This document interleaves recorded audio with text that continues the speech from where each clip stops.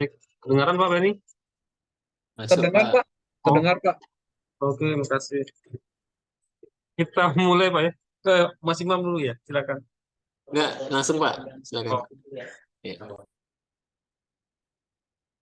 Ini mic saya bermasalah, jadi saya nggak pakai mic.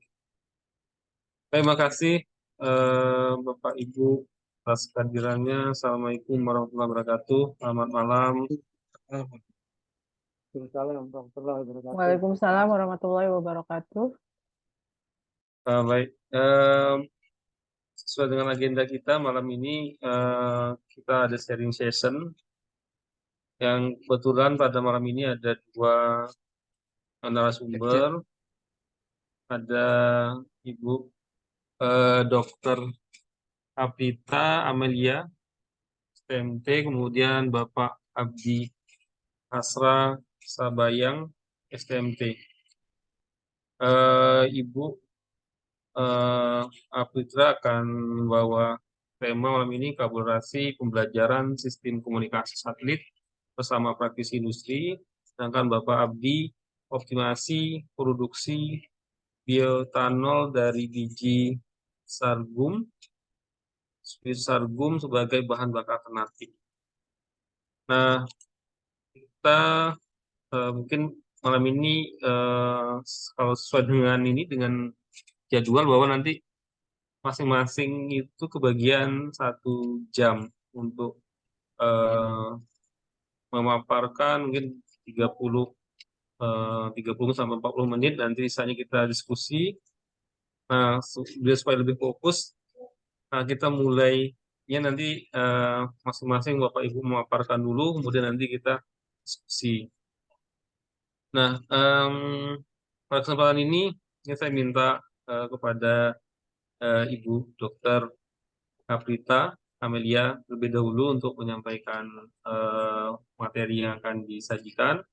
Nanti waktu 30 sampai 40 menit lah. Nanti setelah itu kita diskusi. Kita punya waktu 60 menit setiap penyaji. Baik, terima kasih Ya, Pak. silakan Bu. Boleh izin share screen ya? Silakan Suara Bu. saya bisa terdengar? Dengaran Bu. Terima kasih. Cek. Suara saya kedengaran ya Bapak dan Ibu? Dengaran Pak. Oke, terima kasih. Silakan.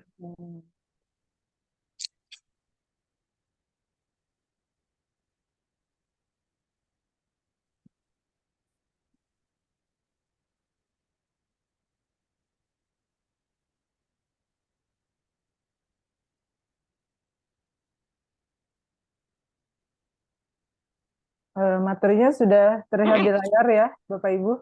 Sudah Bu, sudah kelihatan. Ya. Assalamualaikum warahmatullahi wabarakatuh. Waalaikumsalam warahmatullahi wabarakatuh. Waalaikumsalam warahmatullahi wabarakatuh. Selamat malam dan salam sejahtera bagi kita semua.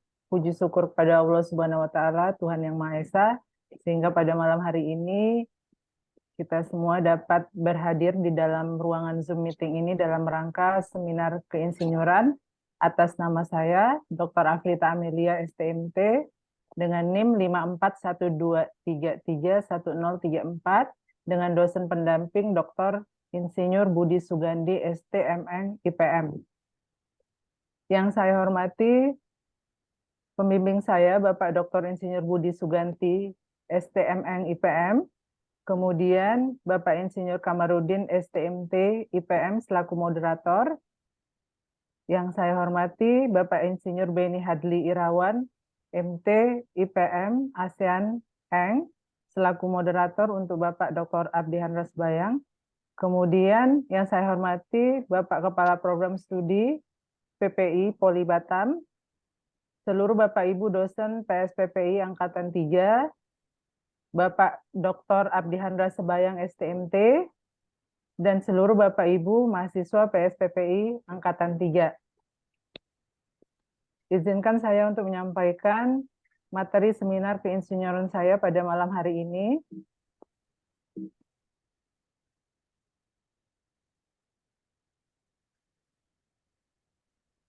Di mana seminar ini terdiri dari 3 bagian, yaitu pertama adalah pemaparan biografi, kemudian dilanjutkan dengan studi kasus, dan nanti ditutup dengan kesimpulan. Ini adalah biografi saya. Nama saya Dr. Afrita Amelia STMT. Kemudian ini adalah website saya pada ResearchGate. Saya menempuh pendidikan S1 bidang teknik telekomunikasi di Universitas Harapan Medan, tamat tahun 2002. Kemudian saya melanjutkan pendidikan S2 bidang telekomunikasi multimedia pada Prodi Teknik Elektro di Institut Teknologi 10 November Surabaya, tamat tahun 2009.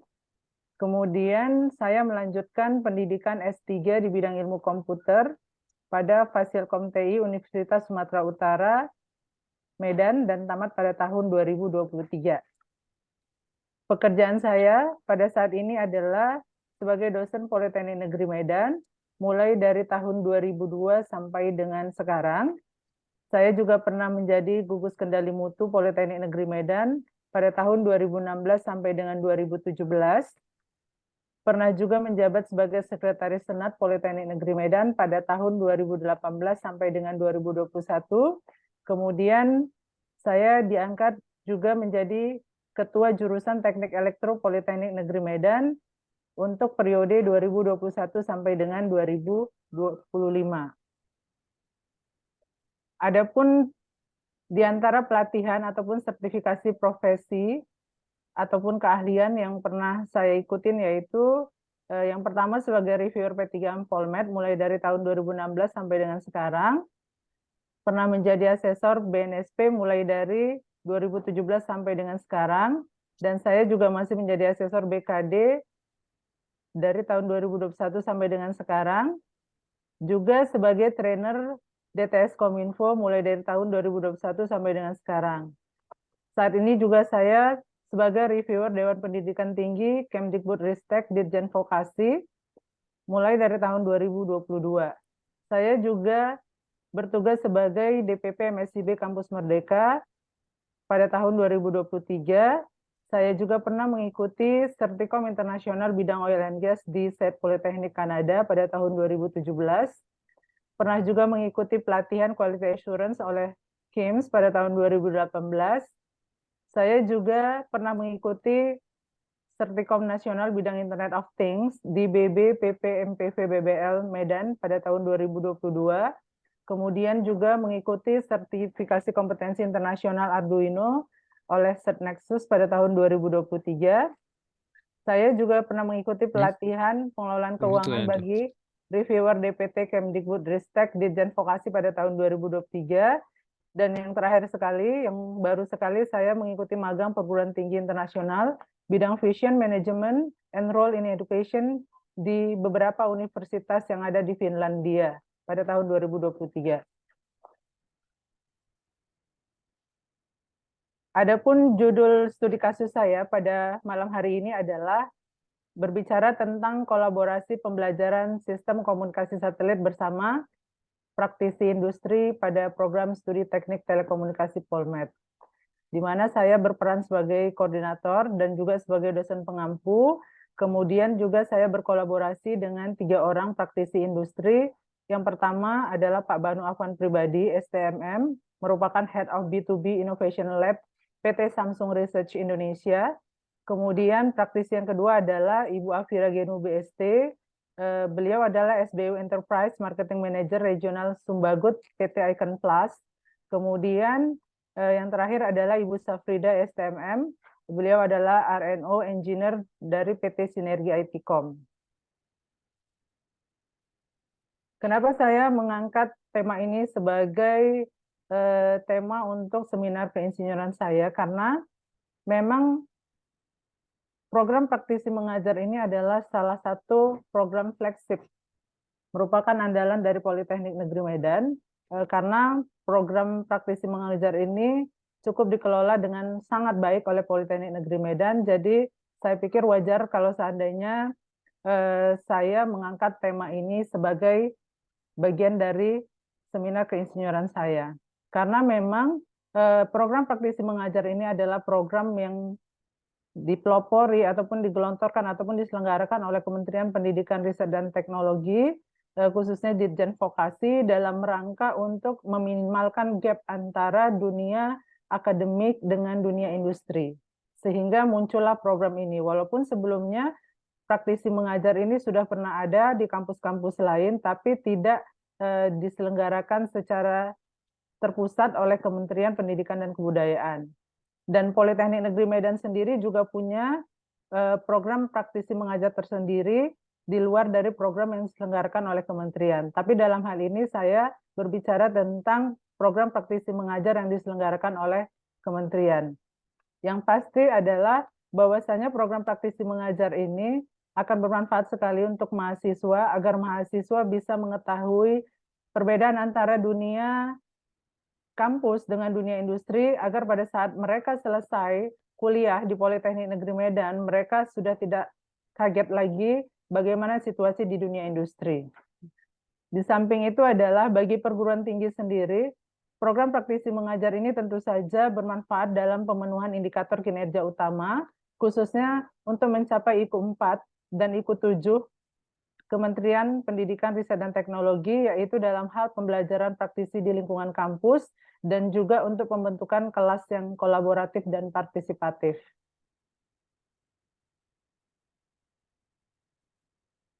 Proyek ini berjudul, jika ini adalah sebuah proyek, maka proyek ini berjudul Proyek Kolaborasi Pembelajaran Sistem Komunikasi Satelit bersama Praktisi Industri, di mana metode pembelajaran yang digunakan adalah luring dan daring, walaupun dari kementerian diperbolehkan untuk melakukan daring 100%, tetapi kami dari Politeknik Negeri Medan menghimbau kepada praktisi agar tetap melakukan pembelajaran baik secara daring maupun luring.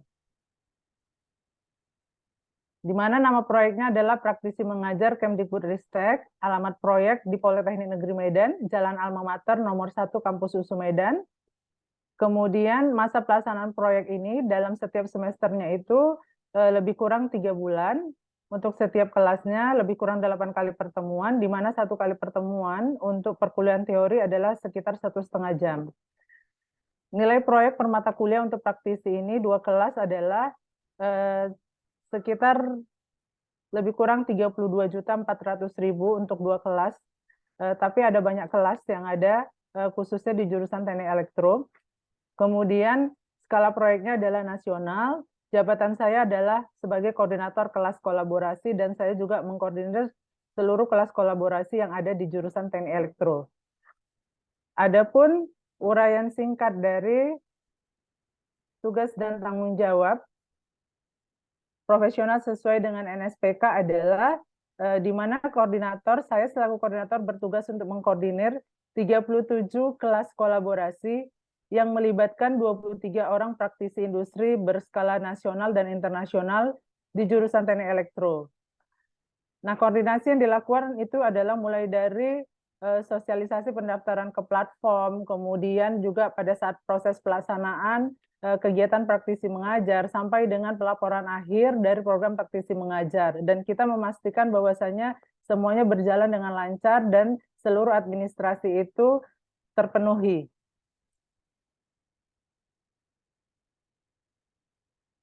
Jika ditinjau dari sisi profesionalisme, berkaca kepada catur karsa 4, yaitu meningkatkan kompetensi dan martabat berdasarkan keahlian profesional keinsinyuran. Nah, dalam hal ini tentu saja sangat dibutuhkan sekali kompetensi dosen, apakah itu dosen pengampu maupun dosen praktisi yang mengajar di kelas ini, benar-benar harus memiliki background pendidikan yang sesuai dengan apa yang diajarkan.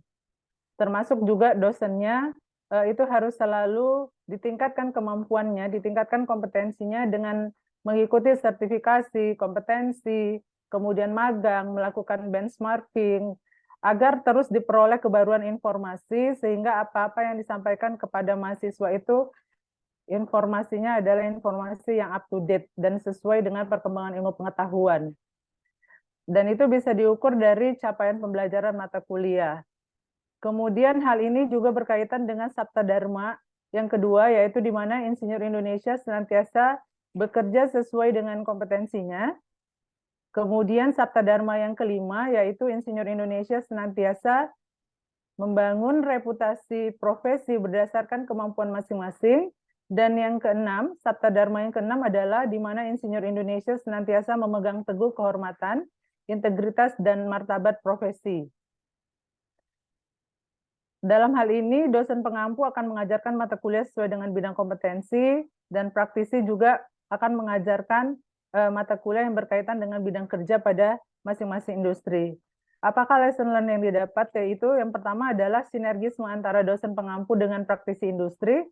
Itu menunjukkan profesionalisme yang menjunjung tinggi kehormatan, integritas, dan juga martabat profesi. Sehingga akan terbentuk atmosfer akademik dan atmosfer industri yang harmonis dan berkesinambungan. Perlu saya informasikan bahwasanya program praktisi mengajar yang diselenggarakan oleh Kementerian Pendidikan Riset dan Teknologi ini sudah masuk kepada batch 3, dan kami sudah mengikuti untuk yang batch 1, batch 2, dan juga batch 3 saat ini sedang berlangsung. Artinya, program ini terus dilakukan secara berkesinambungan, melibatkan praktisi yang pernah mengajar pada batch sebelumnya maupun juga ada praktisi-praktisi yang baru bergabung. Kemudian, ditinjau dari sisi keamanan, kesehatan, dan keselamatan kerja serta lingkungan, ini mengacu kepada Caturkarsa 2, yaitu menggunakan pengetahuan dan kemampuan untuk kepentingan kesejahteraan umat manusia, dan related dengan Caturkarsa yang ketiga, yaitu di mana harus bekerja secara sungguh-sungguh untuk kepentingan masyarakat sesuai tugas dan tanggung jawabnya. Sebagai contoh adalah dalam pembelajaran ini, dosen pengampu dan praktisi menyampaikan ilmu sembari memberikan contoh-contoh yang ada korelasinya dalam kehidupan nyata, agar mahasiswa lebih tertarik dan lebih bisa berimajinasi dengan baik dan bisa menganalogikan dalam kehidupan sehari-hari. Hal ini juga terkait dengan Sabta Dharma yang pertama, yaitu di mana Insinyur Indonesia senantiasa mengutamakan keselamatan, kesehatan, dan kesejahteraan masyarakat. Kemudian juga related dengan Sabta Dharma yang keempat, yaitu di mana Insinyur Indonesia senantiasa menghindari terjadinya pertentangan kepentingan dan dalam tanggung jawab tugasnya. Jadi pada saat pelaksanaan kelas kolaborasi antara dosen pengampu dengan dosen praktisi ini, metode pembelajarannya dilakukan secara daring dan luring sesuai dengan jadwal yang sudah dikeluarkan oleh jurusan Teknik Elektro, kemudian juga ruang kelas yang sudah ditentukan jika pelaksanaan berlangsung secara luring, dengan tetap memperhatikan keamanan, kesehatan, dan lingkungan yang nyaman bagi mahasiswa, di mana segala hal-hal yang dibutuhkan, segala perangkat yang dibutuhkan terkait dengan K3L itu tersedia di jurusan Teknik Elektro. Dan terkait dengan pembelajaran pada saat daring, agar memperhatikan kenyamanan mahasiswa semua, maka digunakan platform yang memang familiar sehingga tidak akan ada kendala pada saat perkuliahan daring dilakukan. Kemudian lesson learn yang didapat adalah dengan melakukan penerapan kode etik, etika profesi, dan profesionalisme dalam melakukan praktek keinsinyuran akan berimpak pada keamanan, kesehatan, keselamatan kerja, dan lingkungan. Kesimpulan yang dapat saya sampaikan pada seminar ini adalah bahwasanya dengan menerapkan prinsip-prinsip keinsinyuran, baik itu Caturkarsa dan juga Sabta Dharma, tentu saja akan tercapai kolaborasi yang harmonis antara dosen pengampu dan praktisi dalam memberikan manfaat yang lebih komprehensif kepada mahasiswa. Kemudian terbentuknya ekosistem link and match antara dunia industri dengan dunia vokasi yang akan memberikan pemahaman yang lebih baik kepada mahasiswa tentang praktek di dunia industri. Sebagai luaran dari pembelajaran praktisi mengajar ini, dosen pengampu dan praktisi juga berkolaborasi dalam menghasilkan buku ajar, mata kuliah komunikasi satelit, dan juga kami sudah menyusun artikel ilmiah bersama yang diterbitkan pada Jurnal Internasional Terindeks Scopus Q3. Kelas kolaborasi yang dikelola secara profesional dan bertanggung jawab ini menempatkan Polmed sebagai top one dalam pelaksanaan praktisi mengajar untuk pendidikan tinggi vokasi di Indonesia, dan dalam hal ini jurusan Teknik Elektro itu memberikan kontribusi kelas kolaborasi dan praktisi terbanyak di Polmed. Jadi dari 6 jurusan yang ada, maka jurusan Teknik Elektro itu memberikan kontribusi kelas kolaborasi sebanyak 37 dengan nilai proyek itu sekitar hampir 500 juta.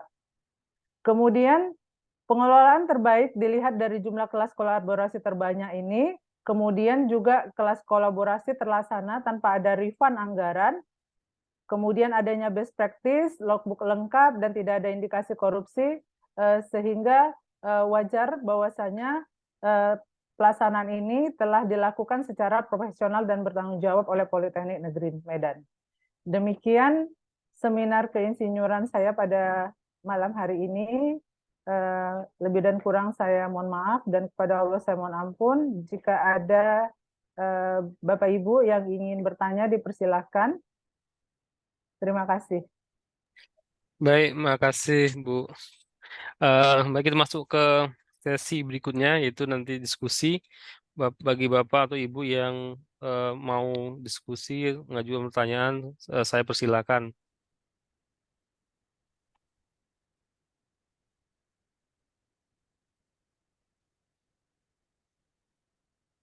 Silakan Bapak Ibu yang mau diskusi, mungkin ada hal-hal yang perlu diskusikan, bisa ini, open mic juga bisa. Halo, selamat sore. Sore Pak Ade, Selamat sore, silakan Pak. Pak. Assalamualaikum warahmatullahi wabarakatuh. Waalaikumsalam Waalaikumsalam warahmatullahi wabarakatuh. Para ETS juga rupanya nih. Iya, Pak. Sama ya, Tapi Pak. sudah pisah kan itu kan? Eh? Sudah pisah kan fansnya itu dengan ITS-nya. Saya Pada di saat Ibu ambil. Saya di ITS-nya, Pak, bukan di PENS-nya kemarin pada saat kuliah S2. Oh gitu. Iya, di jurusan Oh, Teknik Elektro. Kalau sekarang kan sudah menjadi program studi Teknik Elektro. iya. Telkom udah tersendiri, tapi saya kemarin masih jurusan waktu pas saya ngambil Hmm. Angkatan piro, Bu? 2007, Mm-mm.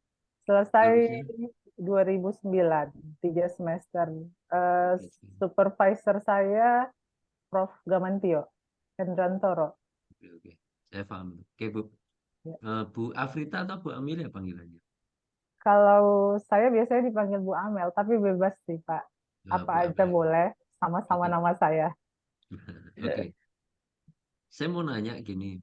Yang Ya, pertama ya, ada beberapa pertanyaan tapi satu-satu aja nih. iya, Ada sekitar 15 pertanyaan. Satu-satu aja. Kita sampai malam kan ini kan. iya. Sampai sekuatnya Oke. berarti ya, Pak. Bu Amelia, gini saya mau nanya. Itu Iya, kan di dalam Ibu menyampaikan praktisi mengajar, iya, bekerja sama dengan praktisi dari industri ya.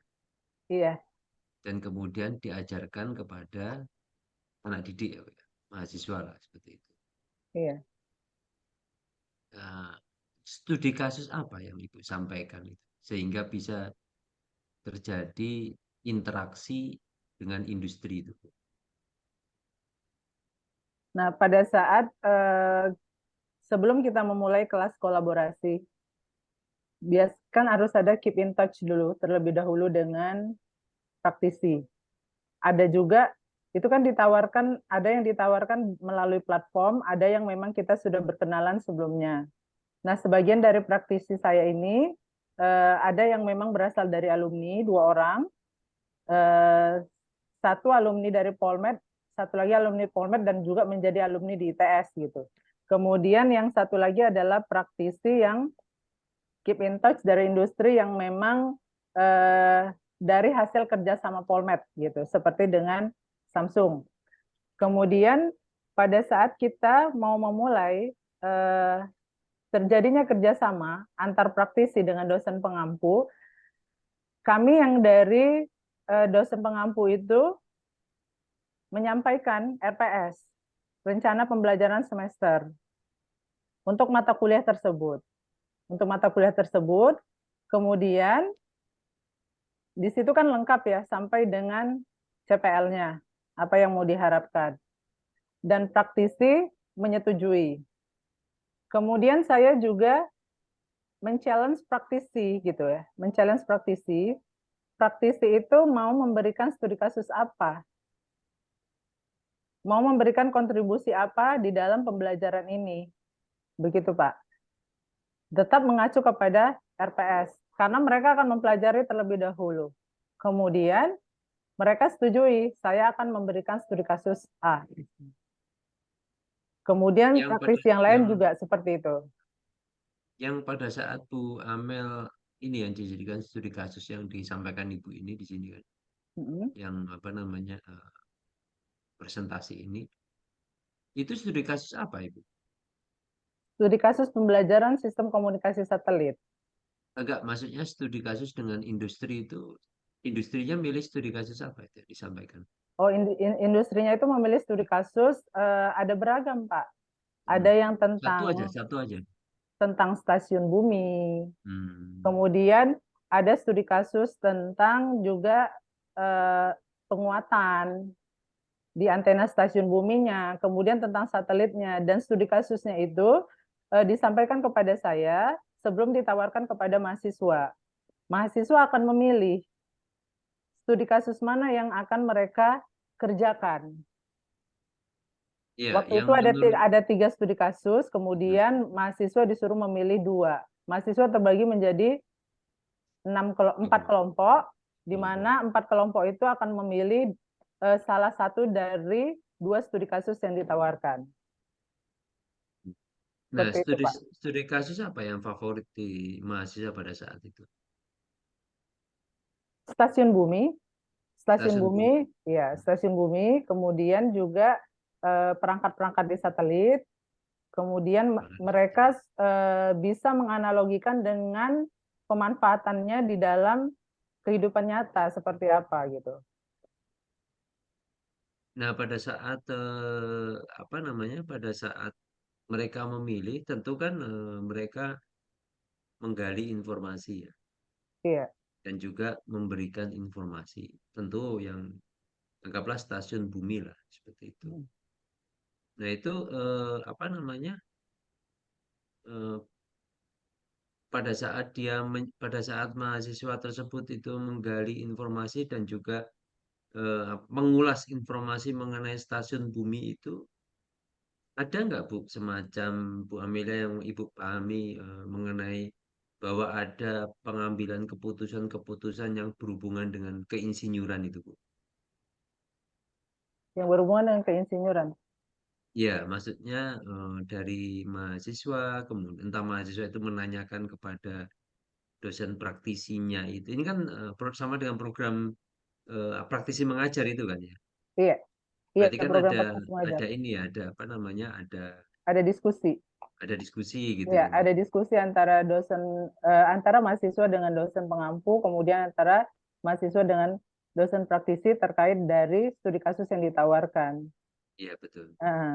Dan sebagai bentuk profesionalismenya itu, pada saat kita menawarkan studi kasus itu, kita tidak membiarkan mahasiswa gitu ya, tidak membiarkan mahasiswa untuk bekerja sendiri. Kami cukup terbuka dengan menyediakan ruang diskusi melalui WhatsApp group, kemudian juga melalui Zoom meeting, atau juga kadang-kadang dengan Google Meet agar mereka bisa bertanya gitu ya, bertanya secara detail seperti apa sebenarnya yang diinginkan oleh praktisi dan juga dosen pengampu terkait dengan studi kasus yang akan mereka kerjakan gitu. Artinya kita terbuka memberikan peluang kepada mereka supaya mereka juga berani gitu ya, berani menyampaikan aspirasinya kepada dosennya, berani bertanya juga agar pada saat presentasi dilakukan mereka itu sudah lebih fokus gitu. Itu menurut saya merupakan salah satu bentuk profesionalisme yang kami tunjukkan ataupun berikan kepada mahasiswa. Artinya kami memberikan kepada mereka kesempatan untuk berdiskusi dan juga mereka menyampaikan aspirasinya seperti itu. Ya, itu bentuk pertanyaan, contohnya bentuk pertanyaan dari mahasiswa kepada praktisi atau dosen pengampu itu yang menurut Ibu sesuai dengan kaidah-kaidah keprofesionalismenya keinsinyuran itu seperti apa contohnya Bu? mahasiswa itu tentu saja akan menanyakan hal-hal yang memang terkait dengan topik studi kasus yang diambilnya gitu. Sesuai dengan konteksnya. Bukan topik di luar dari studi kasus yang diambilnya. Saya pikir itu juga merupakan salah satu bentuk praktek keinsinyuran gitu. Artinya dia mengerti, memahami bahwasanya topik yang diambilnya adalah topik misalnya bidang A. Kemudian tentu saja dia akan berdiskusi, akan bertanya tentang bidang A tersebut, tidak keluar dari konteks tersebut. Salah satu bentuk pertanyaan dari mahasiswa apa? Masih ingat nggak? Pertanyaan dari mahasiswa. Iya, kepada dosen pengampu, pada praktisi industri pada saat program praktisi mengajar tersebut. Masih ingat nggak? Salah satu contoh. Ada banyak pertanyaan. Bentar Pak, saya ingat dulu ya. Ada banyak pertanyaan. Ya, yang sesuai dengan yang iya. Ibu sampaikan di presentasi kali ini. Iya. Dengan program praktisi mengajar. Nah, misalnya sebagai contoh topik untuk yang studi kasus penguatan ya, penguatan. Penguatan itu kan ada pada sisi stasiun bumi. Kemudian ada juga penguatan pada sisi satelit. Nah, mahasiswa itu bertanya, memastikan kami mengerjakan studi kasus terkait dengan penguatan yang ada di stasiun bumi atau yang ada di satelit atau kedua-duanya. Itu pertanyaannya. Begitu ya, Pak? Iya. Terus kalau sudah dijawab misalnya di stasiun bumi gitu, ada pertanyaan lain nggak yang muncul bagi mereka? Iya, ada lagi yang muncul. Kalau di stasiun bumi, apakah hanya di stasiun bumi pengirim saja atau di stasiun bumi penerima juga? Karena di situ kan ada HPA pada stasiun bumi pengirim, kemudian ada juga LNA pada stasiun bumi penerima. Apakah kami mengerjakan salah satunya atau kedua-duanya? Seperti itu. Jadi mereka memperjelas lagi. Nah, kalau seperti itu yang dari praktisi industri jawabannya seperti apa, Bu? Yang dari praktisi industri, Ya, dosen praktisi itu. mengerjakan kedua-duanya dari sisi stasiun bumi pengirim dan juga stasiun bumi penerima supaya komplit pengetahuan yang mereka dapatkan. Dia diberi juga jadwal untuk pembangunannya atau proyeknya ini bisa mencontoh dari proyek yang lain atau seperti apa, Bu? Itu kan membangun stasiun bumi kan ini. Tidak, ini tidak membangun stasiun bumi, Pak. Ini kan studi kasus. Mereka mempelajari kalau membangun stasiun bumi kan satu, tidak cukup waktu. Kemudian gitu. juga kedua juga kan tidak ada pembiayaan terkait hal tersebut. Jadi mereka studi kasusnya adalah mempelajari, kemudian membandingkan dengan proses-proses di beberapa stasiun bumi gitu, seperti itu. Bukan membangun, Pak, bukan membangun. Oke, Bu. Saya kira cukup ya, Ya. Pak Kamarudin. Silakan dilanjut dengan mungkin teman-teman yang lain ingin. Terima kasih, Pak Ade. Makasih Pak Ade. Bapak Ibu, mungkin ada yang ingin didiskusikan, saya persilakan. Kita masih ada waktu sebenarnya. Atau Pak Beni atau Bapak Ibu yang lain silakan kalau memang ada yang ingin didiskusikan.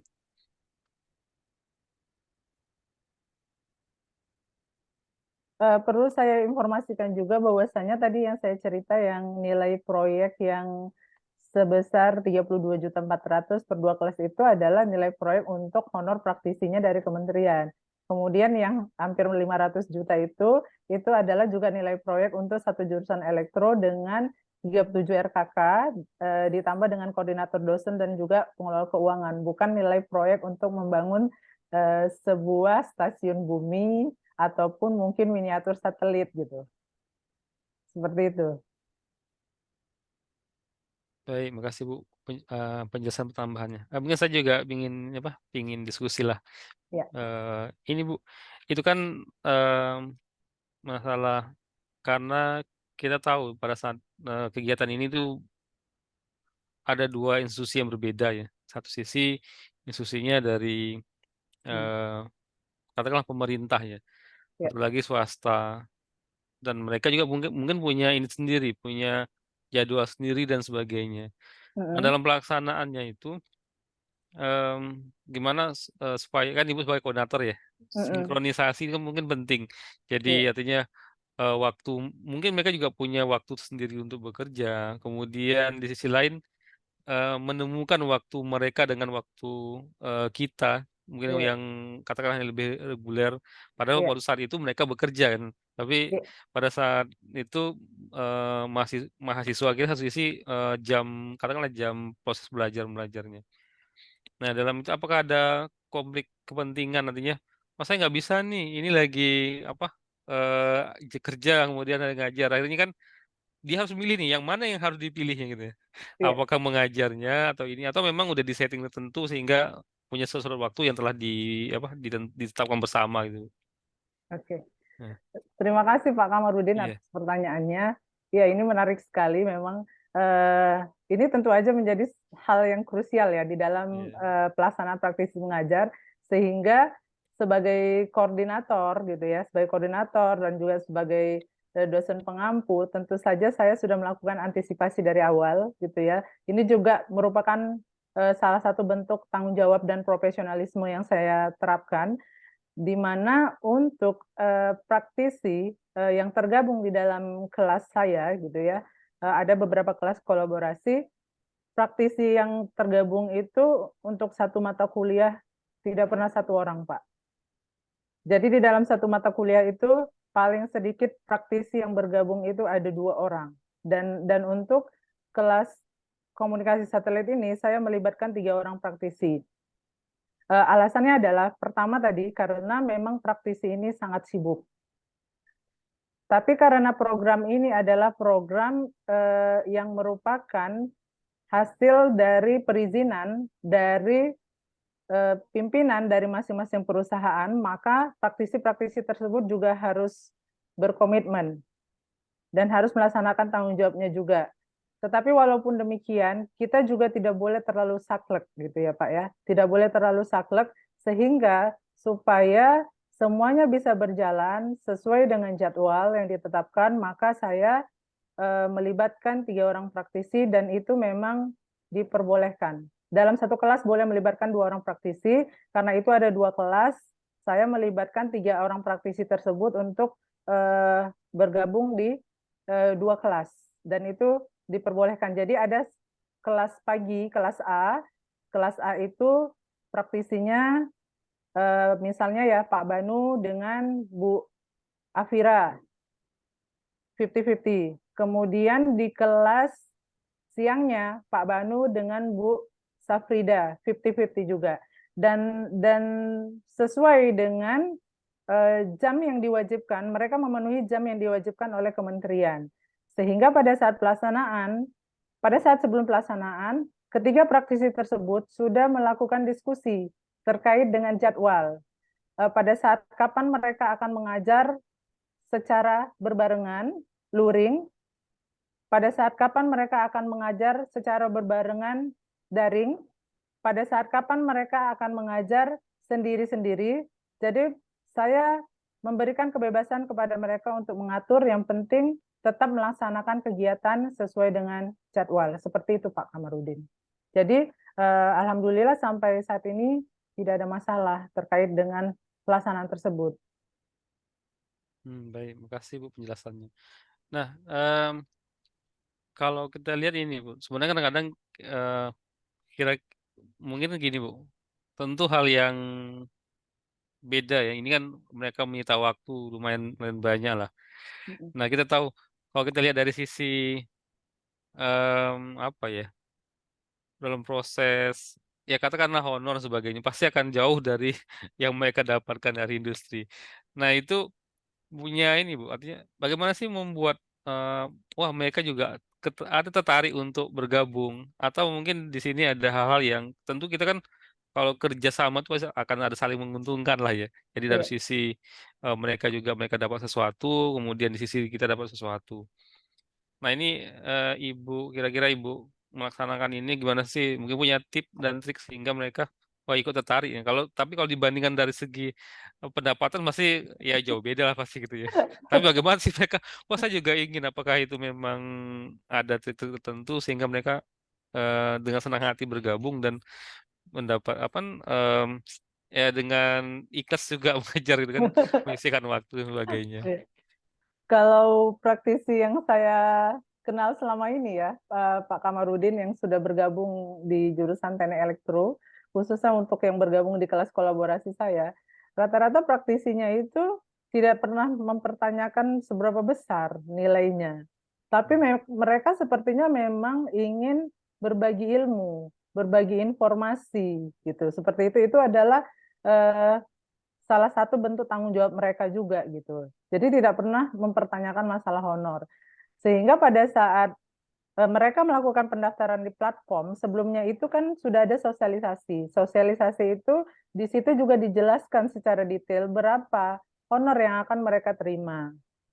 Di situ juga ada pilihan, apakah mereka praktisi yang pro bono atau praktisi yang berbayar. Jadi praktisi bisa menentukan apakah mereka mau dibayar atau tidak dibayar. Sehingga pada saat terjadi engage antara praktisi dengan dunia kampus, itu tidak pernah diperbincangkan Pak Kamarudin. Artinya tidak ada masalah gitu, seperti itu. Ya. Baik, makasih Bu. Mungkin sebelum saya tutup, mungkin sekali lagi ada Bapak Ibu yang ingin diskusi. Pak Ade cukup?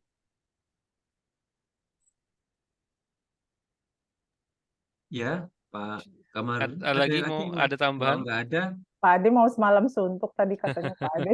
masih ada waktu. Masih ada waktu, Silakan Pak. kembali. Masih ada 13 menit. 13 menit masih ada Iya, waktu. Iya, kalau saya mau. baru satu pertanyaan itu Oh kan iya, tadi. silakan kelar dulu. Bu Amelia, saya mau nanya ini.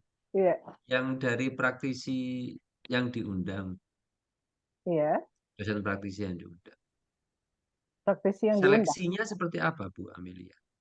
Untuk dosen praktisi, Ya, dosen praktisi. praktisi yang saya sampaikan di sini adalah praktisi yang bergabung berdasarkan program yang diselenggarakan oleh kementerian. Ya.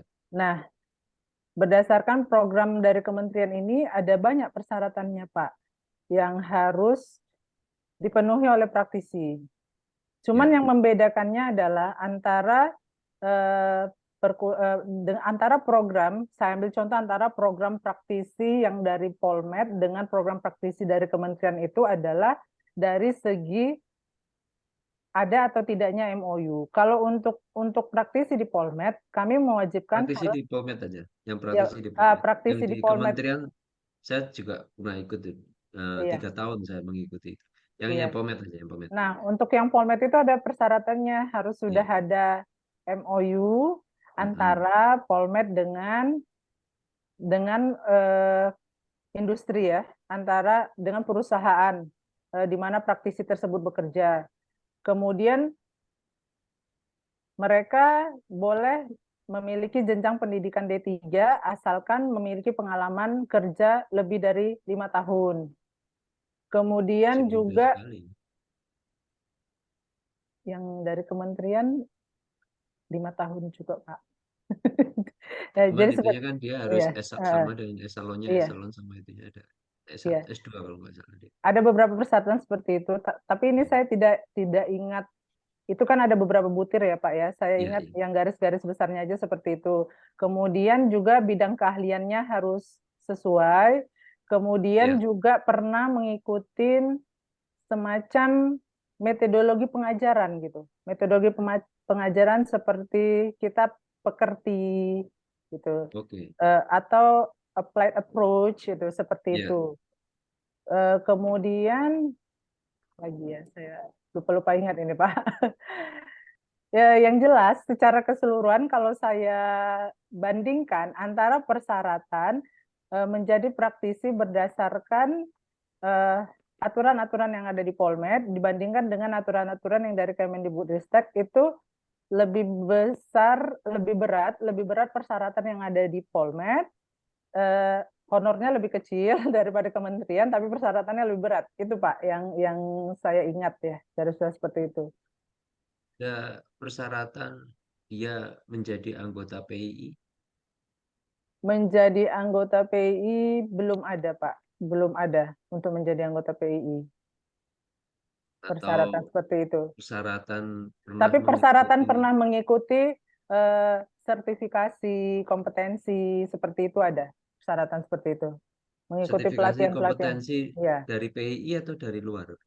dari organisasi-organisasi yang berkompeten gitu sesuai dengan bidangnya. Karena kan untuk praktisi ini bukan hanya untuk bidang rekayasa, Pak Ade. Iya. Ada juga yang non rekayasa. Untuk yang non rekayasa asosiasinya kan berbeda lagi gitu dibandingkan dengan yang rekayasa. Mungkin rekayasa ada sebagian yang PII, ada juga yang dari Aptikom seperti itu.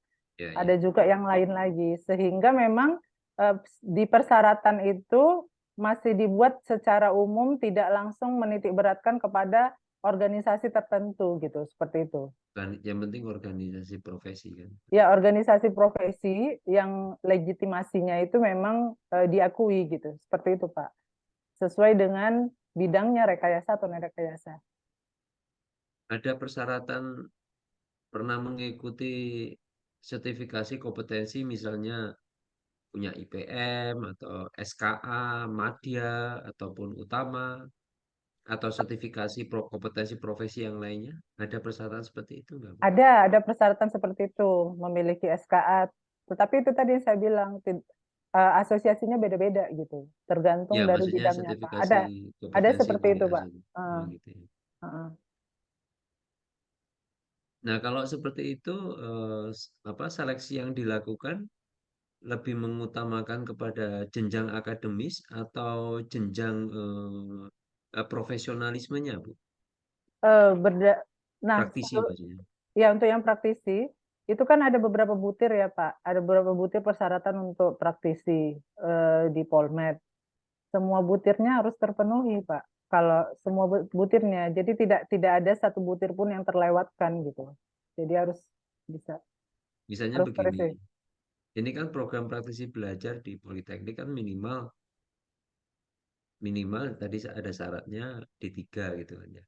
Iya D3 Politeknik dengan masa kerja 5 tahun kalau nggak salah saya 5 Pak. tahun 5 gitu. tahun atau 10 tahun gitu. Sementara ada juga yang misalnya dia praktisi juga, tapi dia sudah mengambil S1 ataupun S2 gitu ya.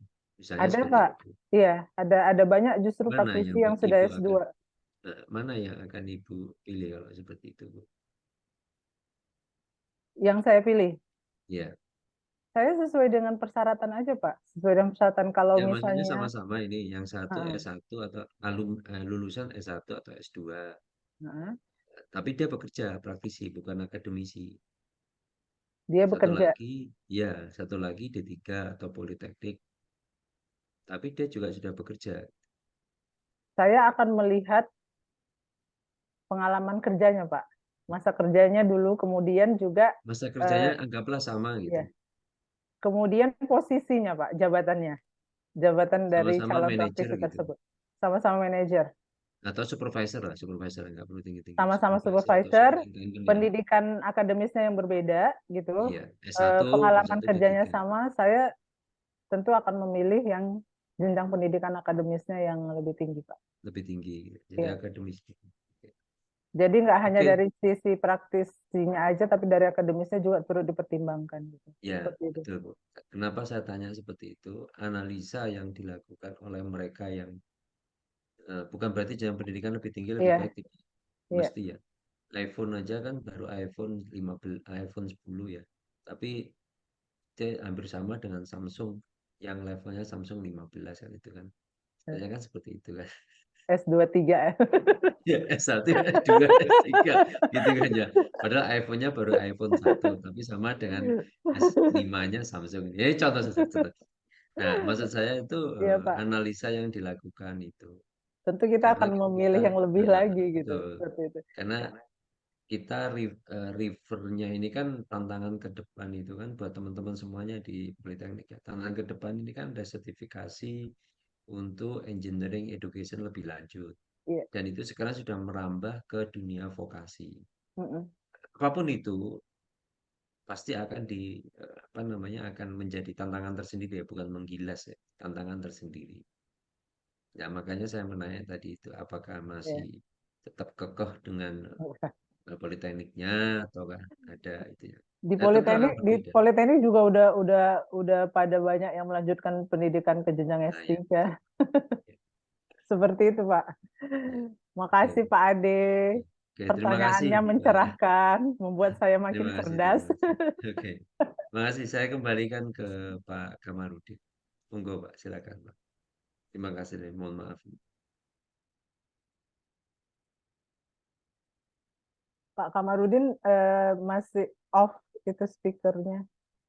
Nggak Baik, terdengar. makasih Ya. Pak Ade, kemudian Bu Amel yang telah menyampaikan materi yang luar biasa.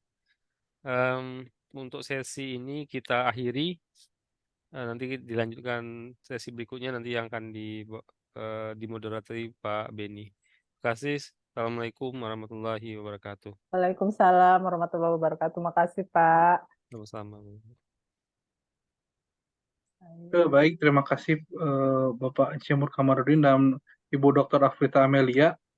Bapak Ibu hadirin yang sekarang masih bergabung di ruang Zoom, kami ucapkan terima kasih hingga sesi ini masih gabung dengan kami. Untuk selanjutnya kita akan mendengarkan pemaparan dari Bapak Dr. Abdi Handra Sembayang STMT mengenai optimisasi produksi bioetanol dari biji sorghum sebagai bahan bakal alternatif. Kepada Bapak Dr. Abdi Handra Sembayang, kami persilahkan, Pak. Terima kasih. Assalamualaikum. Mohon maaf, apa dengar suara saya? Terdengar, Bapak? Alhamdulillah. Saya share screen, Pak.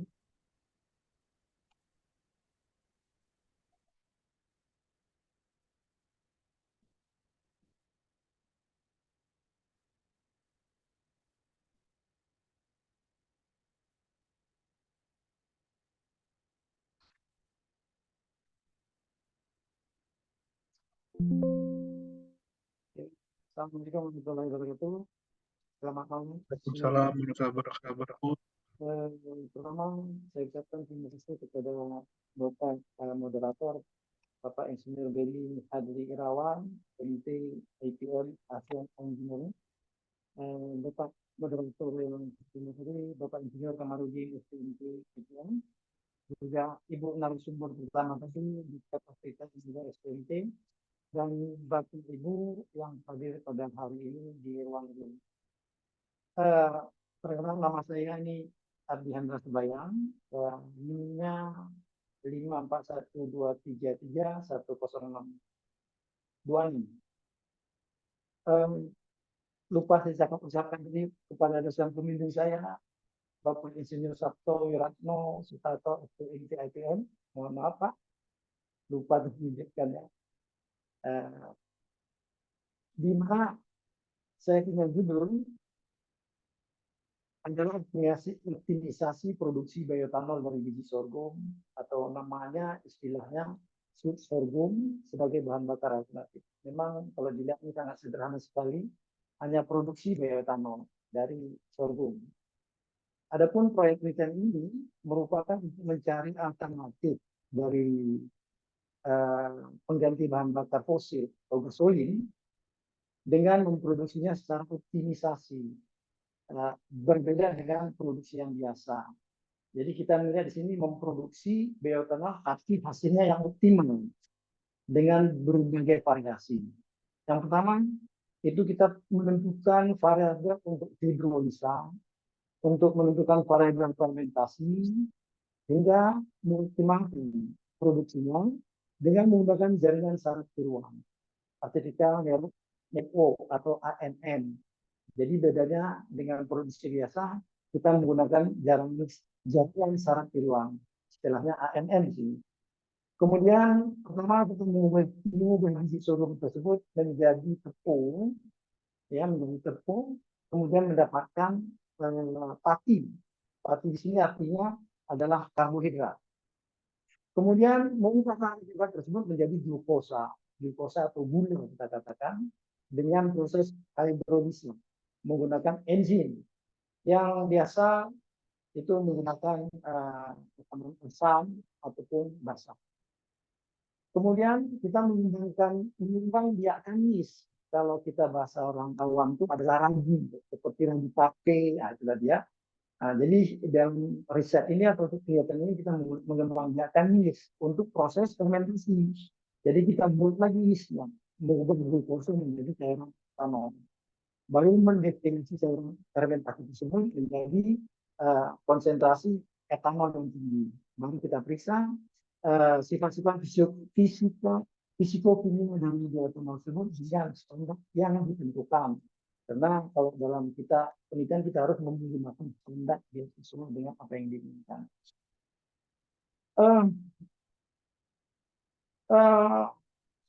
Penelitian saya ini di bawah daripada suatu proyek. Proyeknya namanya Design Teknologi for Military and Civil Transport Research. Ini suatu proyek besar di Universitas Malaya. Saya waktu itu dalam kondisi sekolah. Ya dipimpin oleh profesor surat daripada kegiatan tersebut. Kemudian di bagian proyek tersebut saya mengambil penelitian dengan judul optimisasi produksi bioetanol dari biji sorghum, kemudian menjadikan bahan bakar alternatif. Di mana anak proyek tersebut adalah Department of Mechanical Engineering University Malaya di Malaysia. Masa pelaksanaannya hanya 1 tahun. Nilai proyeknya itu kira-kira 25.000 kalau dirupiahkan itu kira-kira sebesar 75 juta rupiah. Posisi saya di sini sebagai ketua peneliti dan sumber daya manusia yang dilibatkan adalah mahasiswa S3, mahasiswa S1, dan teknisi laboratorium University of Malaya. Ini daftar biografi data di sini. Saya ada website di situ di ResearchGate 1, yang kedua di Quality Time, kita juga punya website juga. Penelitian saya pertama sekali satu di Universitas Syah Kuala, itu tamatnya tahun 1994. Kemudian melanjutkan S2 teknik mesin di Universitas Sumatera Utara, lulus tahun 2007. Kemudian pada tahun 2015 itu saya berangkat ke Malaysia melanjutkan S3 lulusnya pada tahun 2020. Adapun sertifikat atau pelatihan yang pernah saya lakukan itu pertama lembaga administrasi negara, pendidikan dan pelatihan jabatan golongan 3. Kemudian pelatihan applied approach di BIL itu Dirjen Dikti tahun 1999. Pada tahun 2019 saya mengikuti pelatihan Visual Welding Inspector TWI punya. Kemudian pada tahun yang sama juga mengikuti pelatihan mengikuti praktik testing inti, dan yang terakhir TWI pelatihan penetran testing inti. Pekerjaan saya sudah tahun 1998 sampai sekarang mengajar di Politeknik Negeri Medan, dosen. Kemudian pada tahun 2010 sampai 2011 saya pernah mengajar di Universitas Muhammadiyah Sumatera Utara juga sebagai dosen. Pada tahun 2010 sampai 2011 sama kondisinya, saya mengajar di Sekolah Tinggi Ilmu Pertanian, Agrobisnis di Kebunan. Kemudian 2011-2013 saya mengajar di Sekolah Tinggi Teknik Harapan sebagai dosen. Tahun 2021 sampai sekarang saya adalah asesor BKD atau beban kerja dosen. Tahun 2021 sampai sekarang, pimpinan redaksi jurnal Sinergi Polmen, jurnal Ilmiah dan Mesin, akreditasi SIN keempat. Tahun 2021 sampai sekarang, review beberapa jurnal internasional yang berindeks khusus ataupun Web of Life yang dipublikasikan pada Elsevier, MDPI, Willy, dan Prancis. Dan dari tahun 2021 sampai sekarang, saya memiliki jabatan untuk tulis tambahan sebagai ketua konten mesin Politeknik Negeri Medan. Ini kita hitung nilai terbelakang yang diambil dalam penelitian ini. Itu saya interpretasi itu saya tergantung tentang nilai sampai sekarang. Dan itu ternyata menjadikan penyumbang emisi gas rumah kaca. Dan ini sangat urgen sekali mengubah iklim dan sebagainya. Sehingga pada saat ini Indonesia sudah mencanangkan pada 2060 net zero emission emisi gas rumah kaca 0 tahun 2020. Sehingga ada alternatif untuk mengganti ataupun mencari apa sih yang kita bisa ganti biofuel tadi ataupun fosil fuel, fosil. Maka kita ambil bioetanol. Bioetanol itu salah satu solusi yang signifikan terhadap kekurangan minyak kita, defisit minyak kita, akibat panas global itu bisa diturunkan, polusi udara akibat kendaraan transportasi tidak bisa diturunkan emisinya dengan bioetanol, karena bioetanol ini ramah lingkungan, emisinya sangat kecil, sehingga kita mengeksplorasi bahan baku, terutama bahan baku yang non-renewable yang untuk memproduksi bioetanol. Memang selama ini banyak ya produksi bioetanol seperti di Amerika, seperti di Brazil itu menggunakan bahan baku ethanol, sehingga non-renewable dengan renewable akan lebih tertarik dengan non-renewable karena tidak sesuai dengan tanah. Non-renewable itu saya dan kita namanya jadi atau sejenis dengan ubi kayu, tapi ubi kayu yang berbeda. Ada satu ini manggil Esselenca. Ini namanya belajar ubi ini ubi racun, ya, kita katakan. Sweet sorghum di Indonesia mungkin sedikit orang menggunakannya, memakannya. Kemudian ada biji durian, juga sudah melakukan riset di biji durian itu juga punya potensi dan sebagainya. Gambaran produksi bioetanol ini ada saya ambil dari buku Renewable Fuel Association, itu nomor 1 itu Amerika. Amerika itu memproduksi bioetanol itu mencapai 15,4 miliar galon setiap. Sedangkan Brazil memproduksinya 7,2. Jadi dua negara ini yang mendominasi untuk memproduksi bioetanol di dunia. Sehingga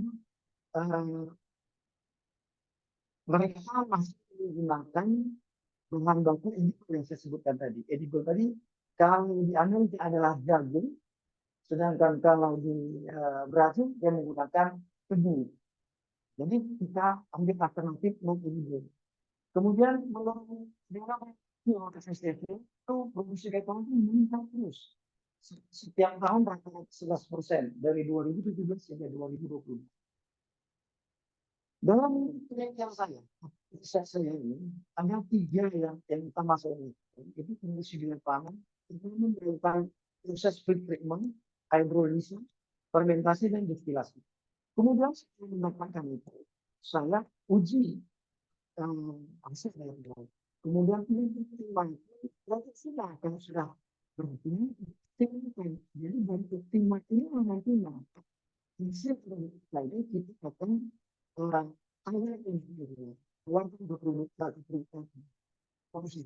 bagaimana untuk menghasilkan supaya lebih baik. Ada yang produksi ini. Sama sekali ini adalah bahan bakunya. Biji sorghum itu kita tumbuk menjadi tepung. Namanya pre-treatment. Kemudian kita masukkan proses yang dibuat namanya hidrolisis. Tapi menggunakan enzim di sini. Gunanya apa? Untuk mengubah karbohidrat menjadi glukosa.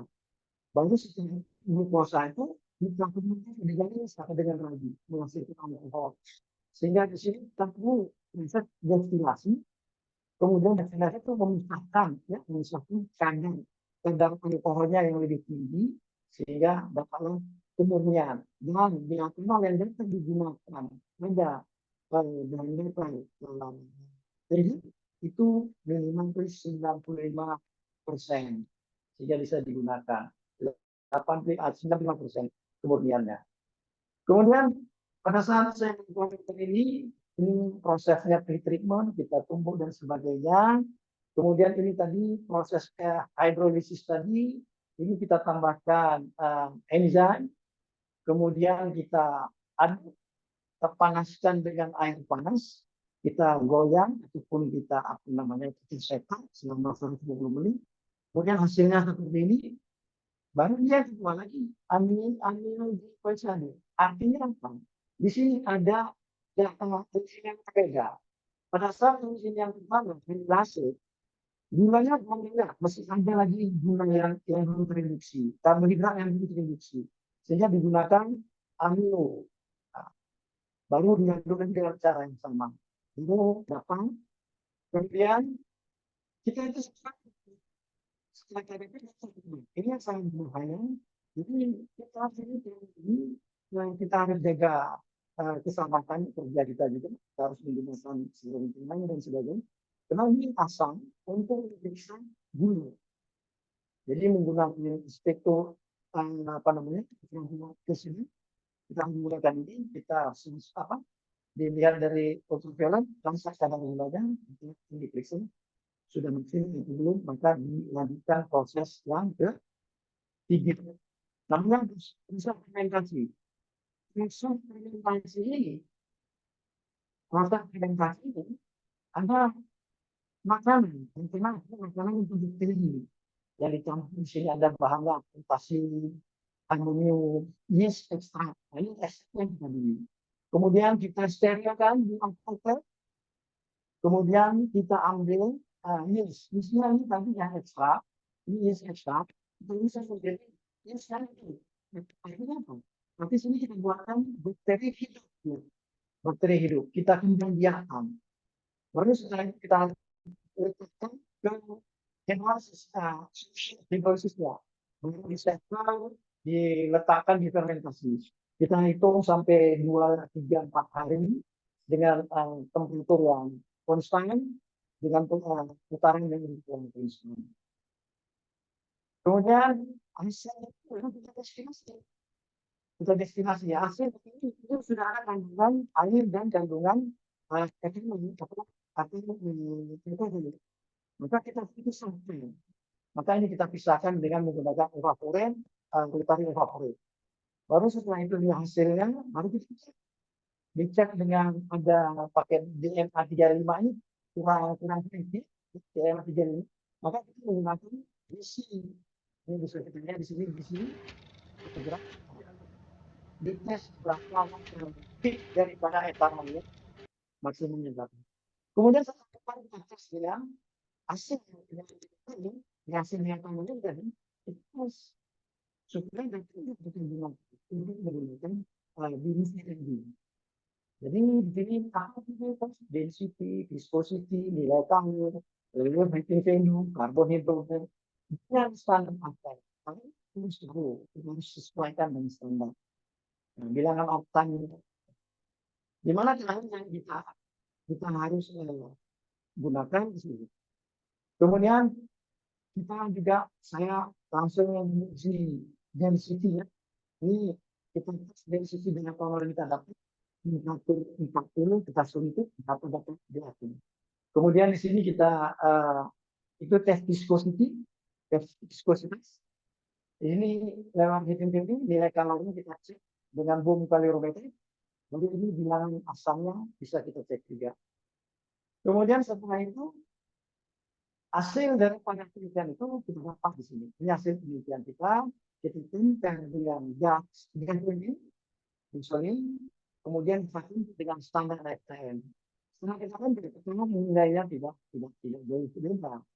Ya standar misalnya ini 110 gitu. Ini hasil kita periksa kemarin 10. Kemudian 110. Kemudian dari buku jurnal kita lihat, kita cek. Ternyata dari hasilnya ini maka sesudah hampir semua unsur-unsur memenuhi standar ASTM-nya, ASTM D480 ini. Kemudian kita sudah ini baru optimalisasi. Ini yang berbeda. Optimalisasi sesuatu ada hidrolisnya, di sini ada fermentasi. Di mana beda hidrolisasi ada untuk varian yang harus kita cek berapa mili, berapa unit konsentrat enzim, berapa konsentrat amino, berapa kecepatan langkah untuk mengadu. Ini kita cari lakukan. Dengan catatan dari sini kita bilang kemudian buku yang jurnal yang sudah ditulis, lalu kita korelasikan. Kemudian di fermentasi itu sisanya konsentrasinya yang bisa dihasilkan apa tentang juga tidak dipakai. Kecepatan edisinya tidak dipakai. Sehingga dari hasil optimisasi dipenuhi untuk menghasilkan glukosa ataupun proses hidrolisis. Yang paling penting di sidang ini yang paling itu adalah baru yang juga enzim yang kedua amilase, baru amiloglucosidase, baru stop speed itu kecepatan langkah. Jadi kalau dari itu tadi variabel yang sangat signifikan berpengaruh untuk proses hidrolisa adalah salah satunya ataupun karbohidrat. Menjadi tinggi karbohidrat nanti makanya banyak glukosa yang dihasilkan. Kemudian fermentasi. Yang dialami. Nah, itu ternyata konsentrasi itu artinya berapa jumlahnya yang banyak. Kemudian di sini waktu temperatur reaksi dalam penyimpangan itu juga mempengaruhi, sangat mempengaruhi signifikan. Kalau untuk putaran kurang signifikan, tapi ini hasilnya. Sehingga dari pegangan saya ini dengan teman-teman lain yang dibantu, itu dapat saya simpulkan bahwa dengan kode etik dan etik yang progresif ini sangat penting sekali. Karena untuk menentukan pernikahan tersebut, kita dicatatkan saya harus menggunakan gerakan fungsi dan kemampuan kepentingan. Atau di sini harus punya gerakan untuk melakukan riset tadi. Kemudian kita yang master yang kita katakan itu sangat penting untuk mensarankan kalau sudah sesuai. Di satu karena kita bekerja sesuai dengan kompetensinya.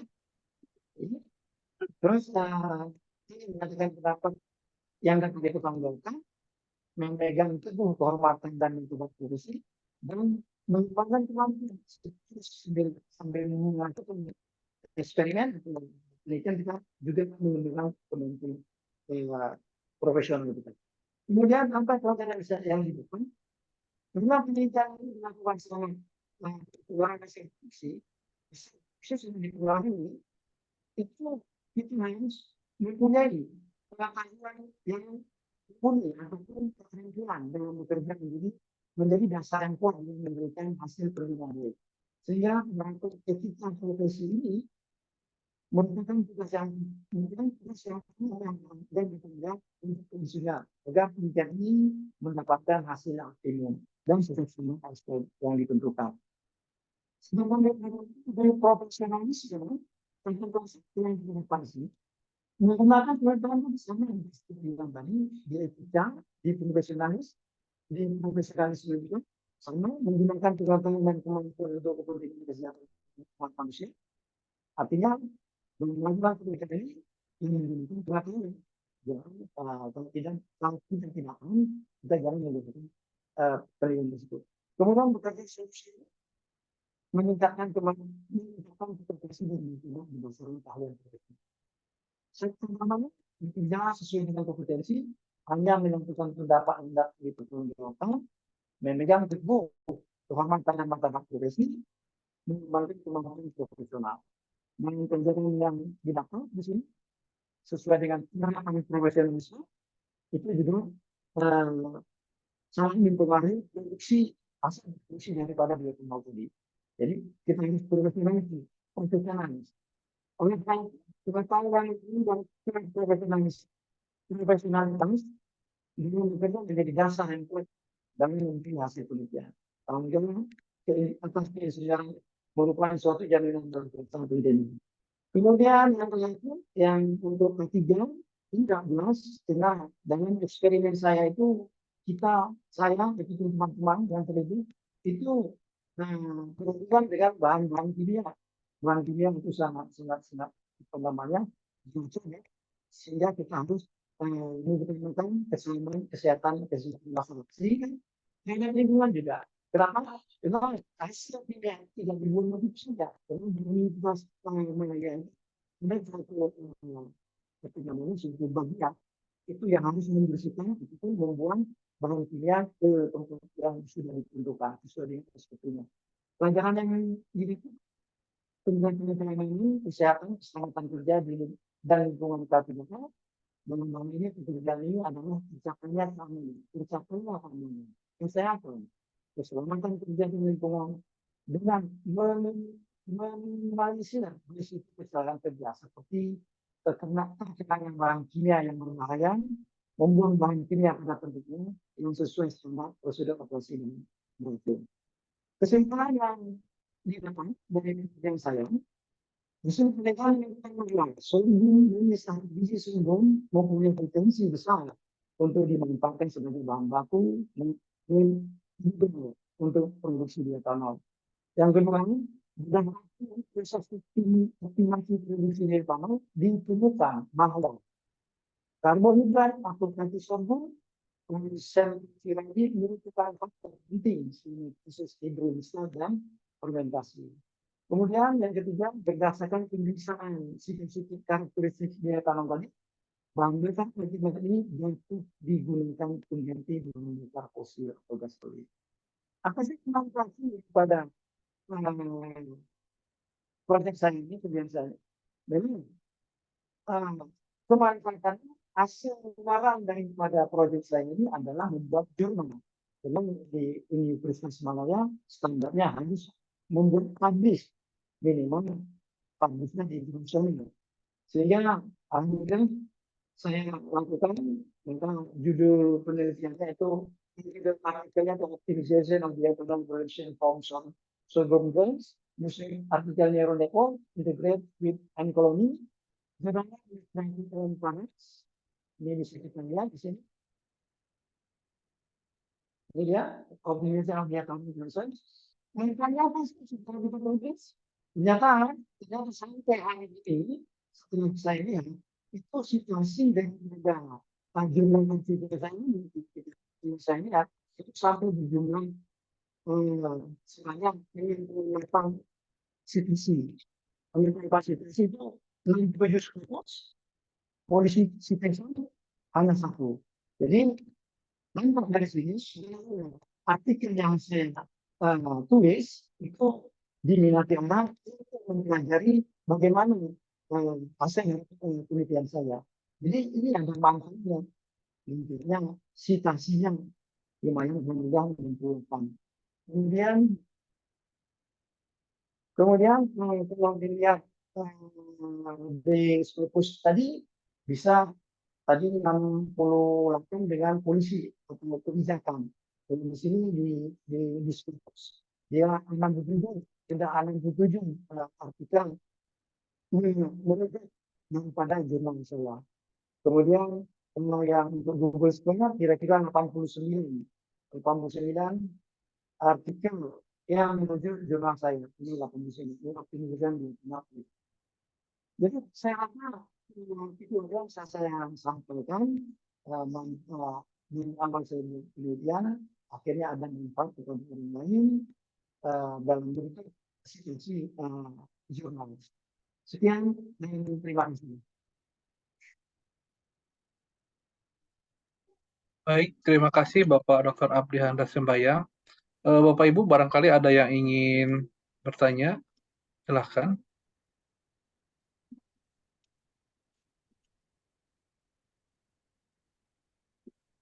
Ya, terima kasih Pak Beni. Silakan Pak. Ya, pertama-tama selamat malam semua, khususnya Pak Dr. Abdi Handra Sembayang. Ini sukses sudah mempresentasikan seminar keinsinyerannya nih. Perkenalkan saya Sudomo Pak, verifikator kedua ya untuk seminar keinsinyuran ini.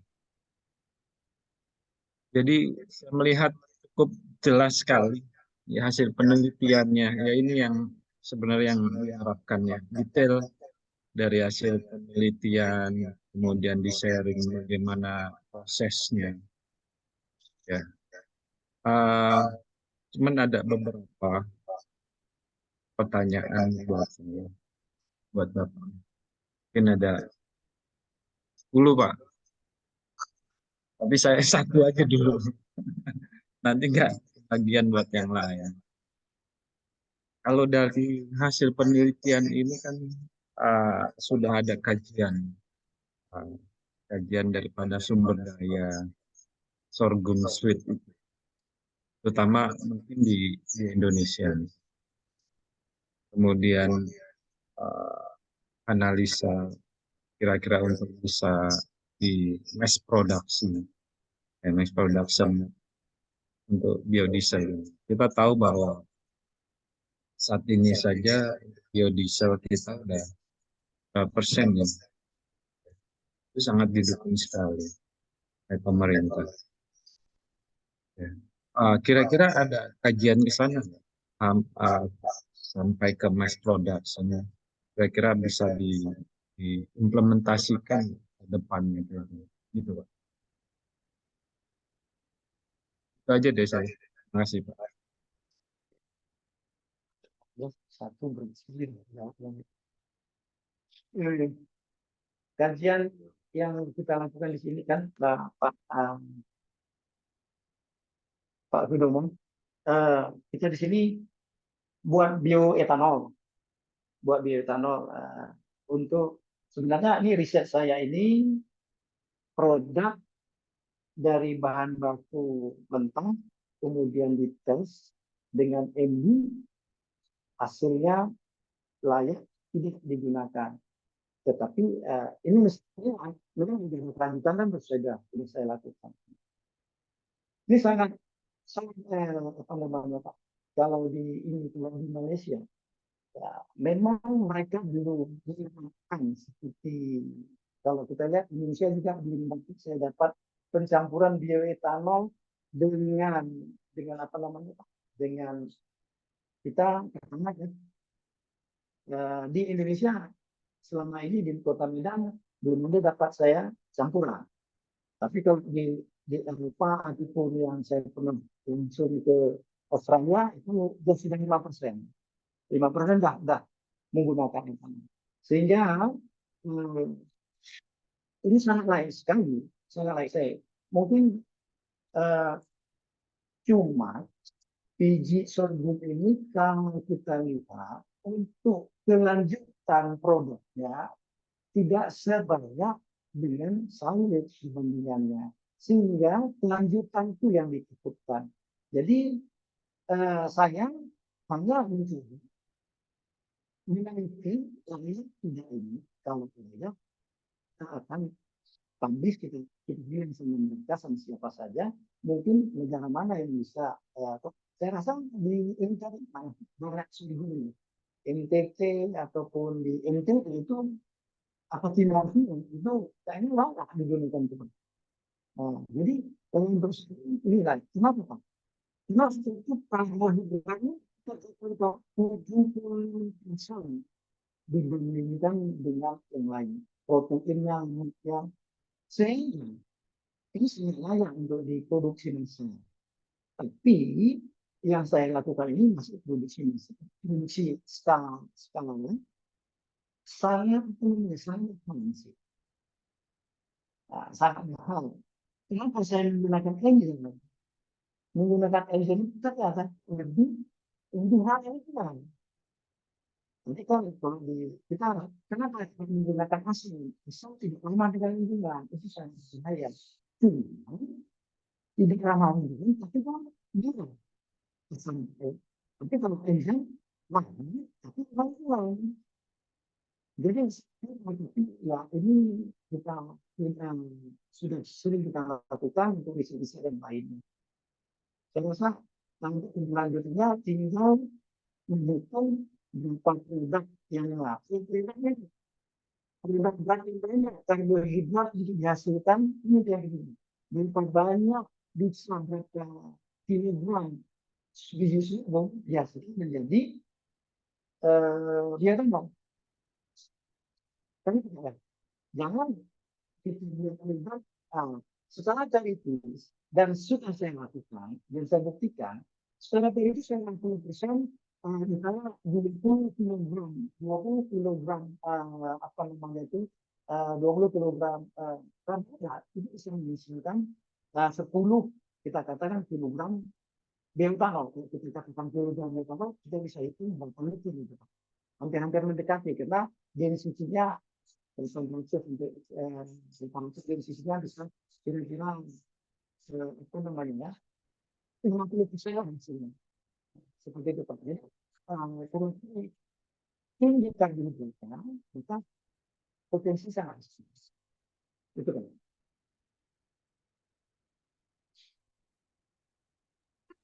Baik Pak, cukup. Terima kasih. Monggo Pak Beni lain. Baik Pak Sudomo, terima kasih. Bapak Ibu barangkali ada lagi yang ingin diskusi ke Bapak Abdi, silakan.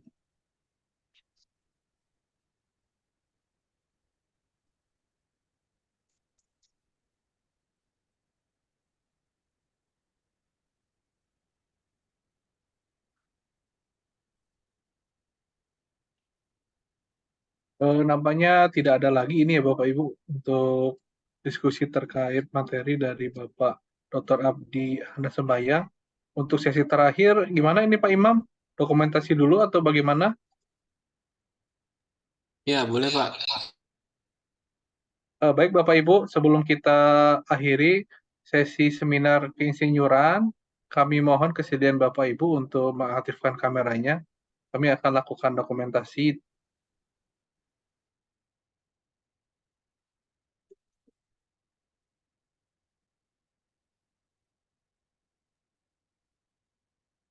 Pak Imam ya, kasih komando Pak Imam ya. Ya, boleh Pak. Oke, saya hitung ya. 1, 2, 3.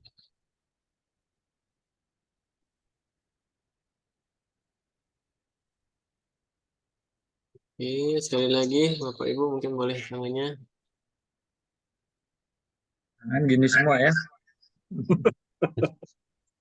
1, 2, 3. Oke, terima kasih. Baik, terima kasih Pak Imam. Baik Bapak Ibu, terima kasih atas kehadirannya hingga akhir sesi di seminar keinsinyuran program studi program profesi insinyur. Jangan lupa kami ucapkan juga terima kasih kepada Bapak Ibu pemateri yaitu Ibu Dr. Afrita Amelia STMT dan juga Bapak Dr. Abdi Handasembaya STMT. Sama-sama Bu, terima kasih dan juga Bapak Insinyur Kamarudin, Bapak Insinyur Sudomo dan juga Bapak Insinyur MAD tadi yang sudah sempat bergabung.